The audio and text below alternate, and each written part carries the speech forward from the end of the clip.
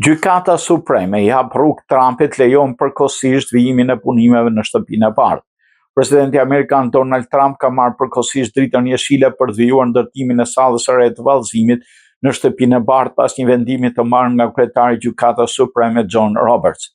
Roberts ka pezulluar vendimet e mëparshme të gjykatave të cilat kishin urdhëruar ndërprerjen e punimeve. Vendimi nuk shoqërohet me një arsyetim dhe do mbetet në fuqi deri një vendim tjetër ose të Gjykatës Supreme në tërësi. Projekti me një kosto të parashikuar prej $400 milion përfshin ndërtimin e një salle të madhe vallëzimi me një sipërfaqe prej 8.400 metrash katror në zonën ku ndodhet më parë krahu lindor shtëpisë së bardhë, i cili ushem me urdhër të administratës Trump.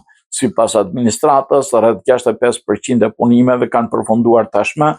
Ekipet e ndërtimit vijojnë punën me ritme të shpejta, ndërsa rreth $200 milion nga donacionet private thuhet se janë shpenzuar ose janë siguruar për realizimin e projektit. Administrata Trump argumenton se presidenti ka kompetenca të plota për inovime dhe ndryshime në kompleksin e shtëpisë së bardhë, duke pretenduar gjithashtu se përfundimi i projektit lidhet edhe me çështjet e sigurisë kombëtare. Nga ana tjetër, Fondi Kombëtar për Ruajtjen Historike ka kundërshtuar projektin duke ngritur shqetësime për mungesën e miratimit nga Kongresi dhe duke akuzuar administratën se po përpiqet të çojë punimet përpara sa më shpejt.